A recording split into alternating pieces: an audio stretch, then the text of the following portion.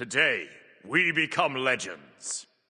Hey, my name's Enter, welcome back to the channel, and the qualifiers for Worlds have concluded. We know what teams are going to be playing now. We actually got two SCC teams qualifying for Worlds this time, Solar Scarabs and Hex Mambo. And it's shaping up to be a very spicy world, so I thought I would do a little predictions video. Quick disclaimer, I'm going to be a little bit ignorant on this. I do follow SPL, but I don't follow it religiously like Hazer might or something. So if you want, more accurate predictions of what's actually going to happen, probably go watch like a Hazer video. I'm sure he has one out by now. But I just thought I would throw my hat in the ring in terms of predictions for Worlds, because I have been watching SPL this year a lot more than I did in the previous couple of years. And the qualifier tournament was really interesting. The SCC team showed up pretty hard at that tournament, so I thought I would do some predictions. So here's the finalized bracket. The round one matchups, we have Ferrymen versus Scarabs, Jade Dragons versus Highland Ravens, Leviathans versus Mambo, and then Warriors versus Kings. So first up, in the first round matchup, we have Ferrymen versus Scarabs. So Ferrymen is, of course, Baskin, Sino, Paul, Aurora, and Cyclone Spin, Reels as coach, and then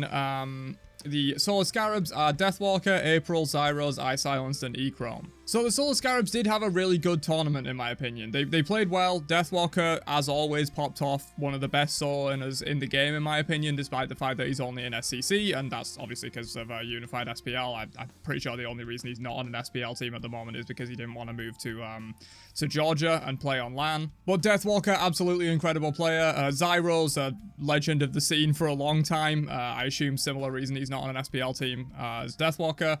Eye Silenced, great player. April, rising star. April, I think, has a lot of potential. And then E-Chrome, just a solid player that's been around the SCC scene for a long time. I've queued into him in ranked a few times. He's an absolute beast. However, as much as I'm gonna sing the praise of the Solar Scarabs, they are going up against Ferrymen in round one. That's not what you want to see for your Worlds run. Ferrymen, a little bit of a spoiler, I think Ferrymen probably are the strongest team at the moment. I think they can be beat, absolutely, but I think they probably are, like, if all things considered, the strongest team at the moment, especially on LAN. And so, unfortunately, I am gonna give this one to the Ferrymen in a 3-0 win. Ferrymen, they're just too strong. This is not a slight on the Solar Scarabs. I think the Solar Scarabs are a great team, and they performed incredibly well considering that they're just SCC and not even in the SPL. However, I do think that Ferrymen are going to move on from this first round matchup feeling pretty good about it. They'll get a little bit of practice in going into the semi-finals. And so there you go. Yeah, I think Ferrymen are going to move on. And so our next matchup in the same bracket is, of course, the Jade Dragons versus the Highland Ravens. Let's go over the teams real quick. So the Ravens is Haddock, Scream, Venenu, Hurrywind, and Zapman. And the Dragons, Nika, Lasbra, Dardes, PBM, and Coast. So I think this is going to be a really interesting matchup. This is definitely going to be a lot more competitive than Ferrymen versus Scarabs. Obviously, one of the best teams in the league versus an SCC team generally is not going to go 5 games, I don't think. However, Jade Dragons versus Highland Ravens, I could absolutely see going 5 games. I think these teams are relatively evenly matched. I think I do favor the Ravens, but the Dragons do have a tendency to kind of show up at LAN. PBM has a lot of good leadership and keeping the team together at like high-pressure LAN environments. However, the Ravens do have Zapman going for them, who I believe is the only 3-time champ ever. So they do have that going for them as well. Zapman's very calm under pressure, and he's a good shot caller as well. So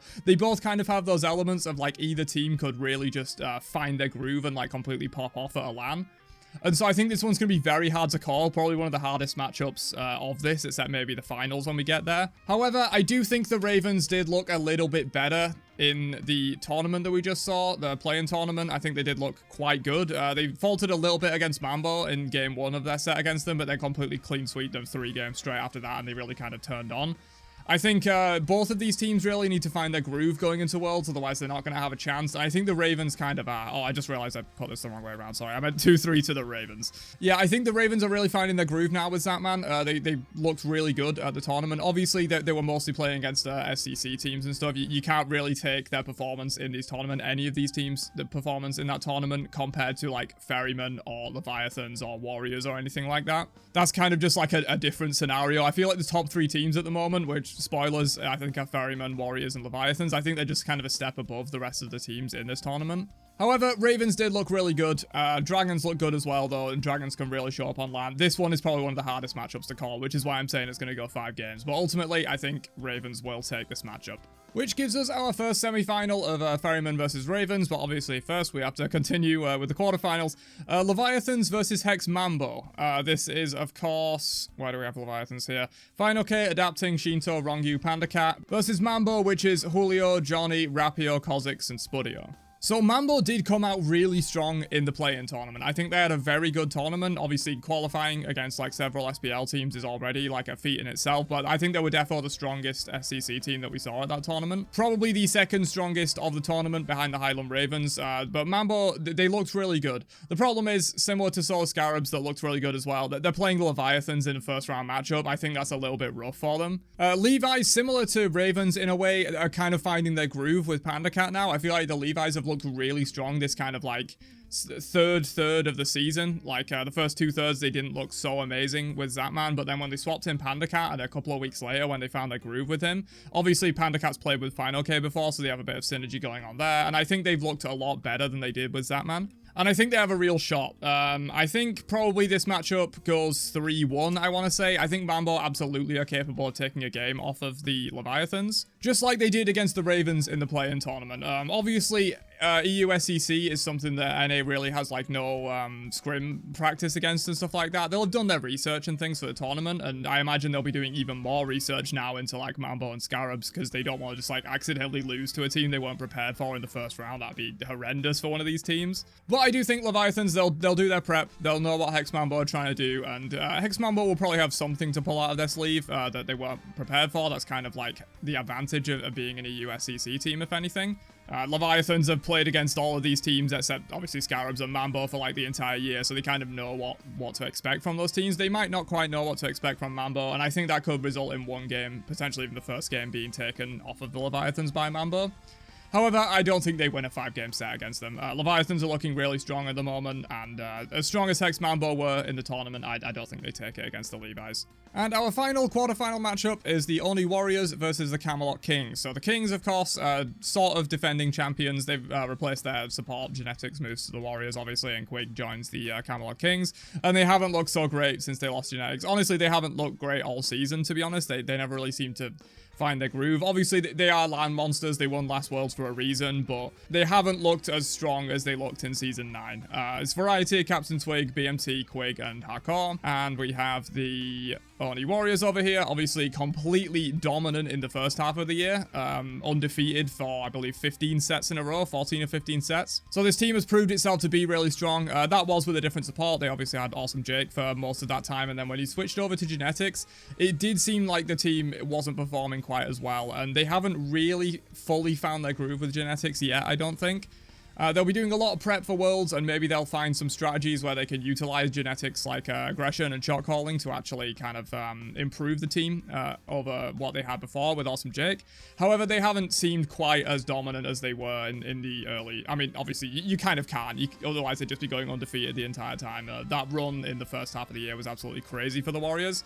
And of course, this team is Sot, Panatom, Pagon, Genetics, and Netrioid. So obviously, this matchup, a bit of a grudge match with the Camelot Kings losing their support to the Oni Warriors, and then picking up Quig, after which point they really looked kind of weak. Even in the play-in tournament, I don't think Kings had the best showing. They did end up qualifying in the end, but they did get sent down to the losers bracket, if I recall correctly. They didn't have the best tournament, in my opinion, and unfortunately, I am going to give the Warriors 3-0 over the Kings in this set. I don't think the Kings really even have a chance to take a game off of the Warriors.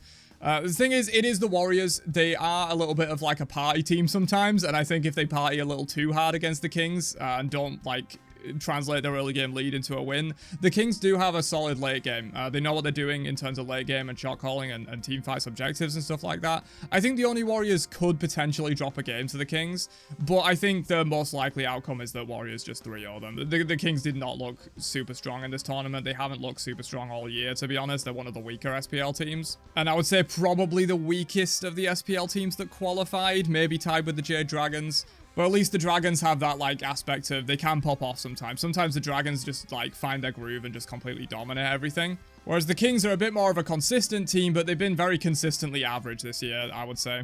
And so, yeah, I do think the Warriors will take this set 3-0. Could go 3-1, to be fair, but I don't really see the Oni Warriors losing this set at the very least. Which moves us on to our semi-finals. So first up, we have the Ferrymen versus the Ravens. So this one probably is just going to go the way of the Ferrymen, if I'm going to be completely honest. I'll just throw it right out there. It's just depending on how the Ravens play and how they kind of feel after this Jade Dragon set and if they find their groove or not. I think they could take a game or two maybe off of the Ferrymen. But ultimately, I don't think they're winning the set. I think I would give this...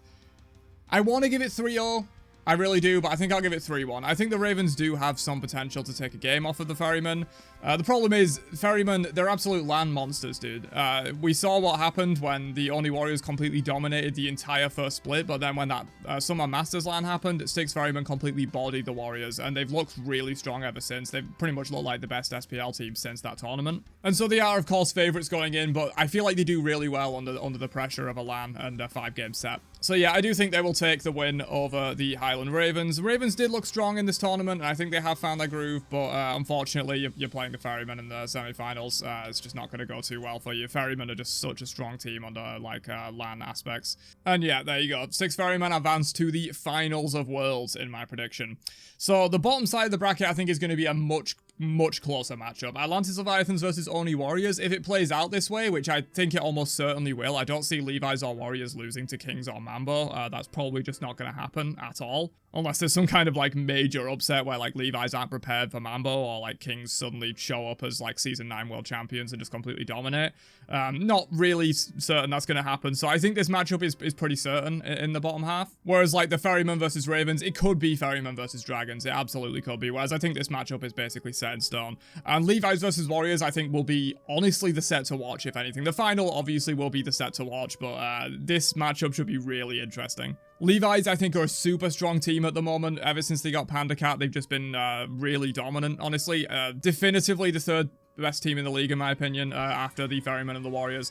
However, they're extremely close to the Warriors, in my opinion. I think the Ferrymen are just a small step above these two teams, but I think Levi's and Warriors are extremely close, and they kind of play different play styles. Levi's, they do incredibly well late game. It used to be that, like, the Levi's were a bit of an early game stomper team, and if they didn't win the early game, they kind of lost, but ever since they picked up Panda Cat, it must be something to do with, like, their late game ADC play, or, like, shot calling around the ADC, or something like that. They've just looked really strong in these late game team fights and around objectives and sieges and stuff like that. So I think if the games go late, if it goes, this is like a 5-game set of like 40-minute games, I think the Levi's probably do take it. However, the Warriors are still the Warriors. They were 15-0 for a reason, and even though they switched out their support, I think they still look like a really strong team, and they are the most dominant early game team in the league. And I could absolutely see a scenario where the Warriors just completely blow Leviathans out of the water early game in game 1, kind of hurt their morale a little bit, and then if they took a second game, like if Warriors go 2-0 up on Levi's, I'm not sure I'd trust the Levi's to reverse sweep that. It's going to do some damage to your mental if the Oni Warriors completely just body you for the entire early game in like the first 2 games of the set or something like that. This one is extremely difficult to call, honestly. However, I think I am going to give it to the Levi's. That might be a spicy take. I'm going to give it 3-2 to the Levi's. I just think they've looked like a really strong team, and if anything, Warriors have just been slowly falling off since they dropped Awesome Jake after the Summer Masters LAN. It's by no means to say Oni Warriors are a bad team, and they absolutely could take this matchup. They could take the whole thing. I think any of these top 3 teams in Warriors, Levi's, and Ferrymen could win the entirety of Worlds. I think these teams are really close in terms of power level. And obviously, we haven't seen the Levi's or the Warriors play in quite a while, but the last time we did see them play, Levi's looked incredibly strong, and if they can keep that momentum going into Worlds, they have quite a few Worlds veterans on their team as well. I think they could absolutely take this set. Which leads us to the finals with what I think will be a Ferrymen versus Leviathans finals. I will again say that it could easily be Ferrymen versus Warriors. I think Ferrymen being here is almost a certainty unless they somehow like mess up and just get beaten by like Ravens or Scarabs or something like that. They definitely have the easier side of the bracket, not having to play the Levi's or the Warriors right up until the finals. They can kind of like do their research, watch how the Levi's and Warriors play in like this set, for example, and really kind of get their groove going because they have a relatively easy bracket, in my opinion. The Ravens, they did look strong in this tournament. The Jade Dragons did as well, if perhaps the Jade Dragons beat the Ravens, which I think is definitely a possibility, but I just don't think Scarabs, Ravens, or Dragons have any chance of beating Ferrymen in the semi-final. I just don't think it will happen. And now the dynamic in the final is probably kind of flipped for the Leviathans, whereas they have a stronger late game and objective play and stuff like that than the Warriors do, and the Warriors will be looking to blow them out in the early to mid game, in my opinion. Now it's kind of flipped because the Ferrymen are the strongest late game team in the SPL, period. If the game goes 50 minutes, the Ferrymen are going to win. That's just kind of how it is. They love dragging games out. They are very confident in their late game team fight, their objective call, their end calls, sieging, all that kind of stuff. That is where this team excels. They may not be individually skill diffing people in their own roles and like getting a lead in the early game. You know, they're not going to be 10k up at 20 minutes usually with the Ferrymen. If anything, they might be down at 20 minutes by quite a substantial amount of gold, but they're excellent at just holding those games late, making them go 30, 40, 50, 60 minutes sometimes. We've even seen even longer than 60-minute games, I think, from the Ferrymen during the second half of this year.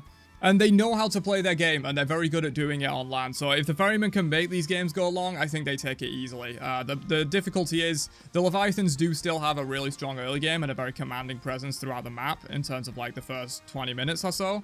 And if they can build enough of a lead, I think their late game has repaired itself substantially since they picked up Panda Cat. And I think they actually have a chance at like really winning some of these fights in the late game if they have a lead. If the game is just like a 4-kill game in 25 minutes and they don't really have any kind of a lead going into the late game, I think the Ferrymen just take it. Their late game team fight is far too strong. Their shot calling is excellent. They really perform well at LAN. But I think if the Leviathans can come into 20 or 30 minutes with like a 5k, 10k lead, I think they have a real chance of like blowing Ferrymen out of this set.